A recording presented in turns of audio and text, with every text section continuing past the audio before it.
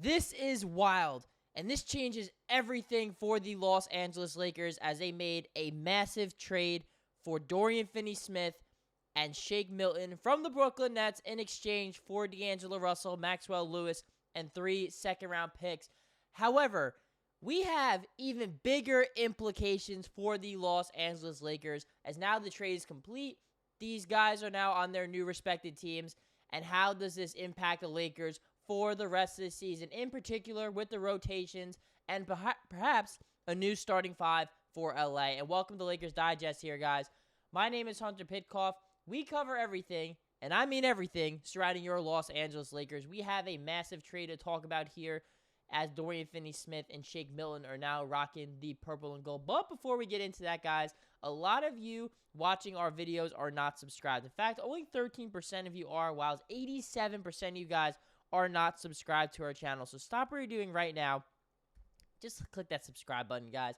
It's still the season of giving. It's almost the new year. It's LeBron's birthday. So if you want to celebrate the king, just subscribe to the channel. And let's just get into today's video, guys, here, and how this trade ultimately changes everything for the Lakers. Now, we've already broken down the trade into depth here on this channel, so check out those previous videos if you haven't already, so you're all up to date. But again, if this is your first time watching here on Lakers Digest, Dorian Finney-Smith, a 3-and-D player. He's the definition of a 3-and-D player, and someone that the Lakers have desperately needed for quite some time. They have not had a guy of his caliber at what he does since the championship bubble team when they had Kentavious Caldwell-Pope, Danny Green, Alex Caruso. They have not had a guy like a Dorian Finney-Smith who go out there, guard the team's best offensive player while shooting over 43% from three.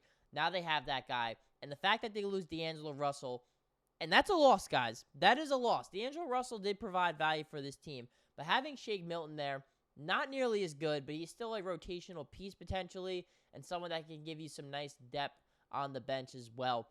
And this is a move that, in my opinion, that upgrades the Lakers. Maxwell Lewis, while maybe could be a nice young player for Brooklyn, did not live up to his second-round draft status here for the Lakers. And, of course, like this trade, just to kind of give you guys it as well, again, 3 second-round picks also going to the Brooklyn Nets in this one. So the fact that the Lakers did not have to give up a first-round pick, despite the fact that that was the rumors and that that's what the Lakers had to give up in order to land Dorian Finney-Smith, or any team for the matter had to give up to land Dorian Finney-Smith. The fact that the Lakers still have 2 first-round picks to play with here, perhaps they're not done with making moves. But looking at the current roster here right now, what they have, D'Angelo Russell gone, Maxwell Lewis gone, in comes Dorian Finney-Smith and Shake Milton. That does bring us to our next point here, guys.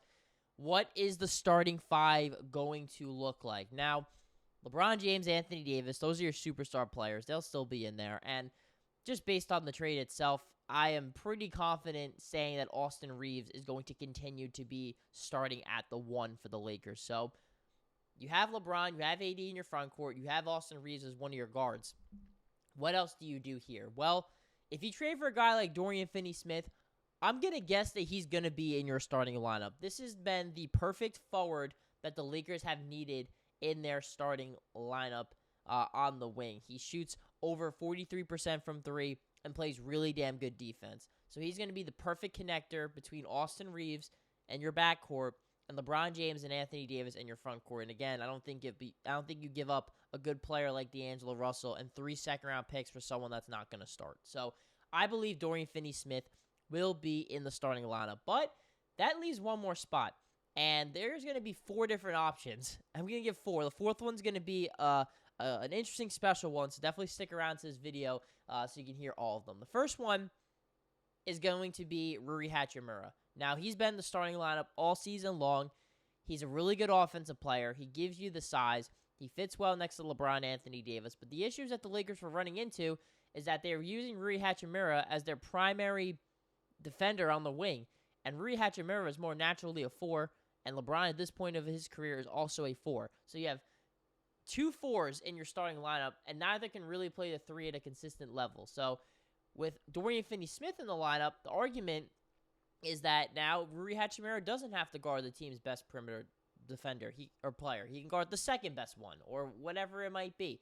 So he can guard the second best wing on each team. And so Rui Hachimura now has less defensive responsibility, which in turn will not make him look nearly as bad. You'll have a guy like Dorian Finney-Smith who can guard pretty much anybody, and with J.J. Redick's system there, he can switch on to pretty much anybody as well, as he was pretty comfortable doing that in Dallas and in Brooklyn. So he's a perfect fit for the Lakers and a perfect fit for the starting five. But Rui Hachimura can play alongside Dorian Finney-Smith.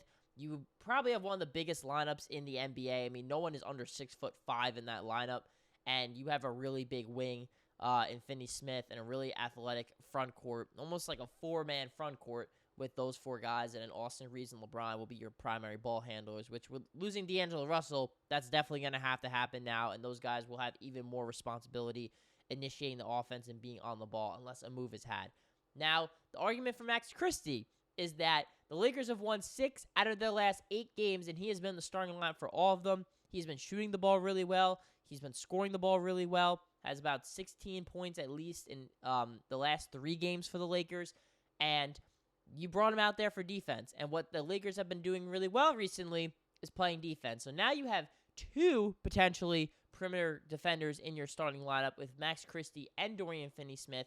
And then LeBron, AD, and Austin Reaves, those are your 3 best offensive players anyway. So you have your 3 best offensive players, and then you'll have guys in the corners camping out and guys ready to cut to the basket like Finney-Smith and Max Christie. And you have more of a well-rounded starting lineup. Max Christie is a good defensive player as well, and more naturally a 2. So, and Dorian Finney-Smith's more naturally a 3, if I had to say. So, therefore, you have everybody kind of playing the position they naturally know how to play anyway, and it leads to more fluidity in your starting lineup. And with losing D'Angelo Russell, now you need more of a spark plug off the bench, and Rui Hachimura can be the first one coming into the game and really being that guy for the Los Angeles Lakers and being a bucket getter off the bench. I actually think that this might be their best course of action, but I'm not 100% sure that's what they're going to take. The third option is bringing Dalton Knecht into the starting lineup. Therefore, you have Max Christie coming off the bench. So if Finney-Smith comes out, now Max Christie's in the game. And then Rui Hachimura can bring that same spark plug off the bench. And Dalton Knecht, who clearly plays much better as a starter, he can come in, really light it up for you, and be that sniper for you as well. The Lakers still maintain good size. He's 6'7", 6'6" at least. So, and very athletic as well. Now, defensively, that's probably where the issues are going to rise, because him and Austin Reaves in your backcourt is going to be a little tough. Either of them really guarding the team's best guard is going to be difficult. And so, therefore, not 100% sure that works out. I think Jared Vanderbilt comes back and starts instead of Dorian Finney-Smith. That's a different story. But Dalton Knecht still has a ways to go defensively, and so therefore I'm not necessarily sure that that's going to be the route they take, but it is definitely an option to consider.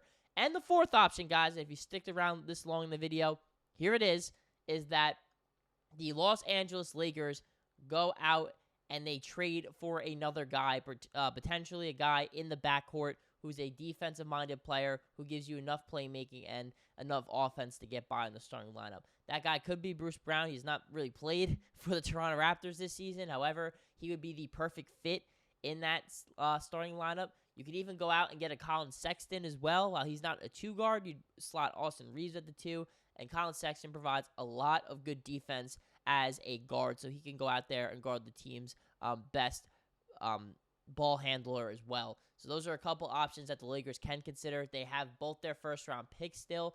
I'm not quite sure Bruce Brown's even worth a first-round pick, so I do kind of wonder if that is someone they would even go after. However, Colin Sexton might be, and again, maybe the Lakers can do a 3-team deal, and for one first or another second-round pick, they still have one more second. They still have Jalen Hood-Schifino's expiring deal. They have Rui Hachimura. That is someone they could trade. They have Gabe Vincent. That is someone they could trade. Cam Reddish is someone who has some options. A team might want his defense and his size. And on top of that as well, with Dorian Finney-Smith, someone might be the odd man out in this rotation, and there's a good chance it might be Cam Reddish. But let me know down below in the comments, guys, what do you think about this trade? Are you a fan of it? Do you think the Lakers won? Do you think they lost? Do you think both teams made out pretty good?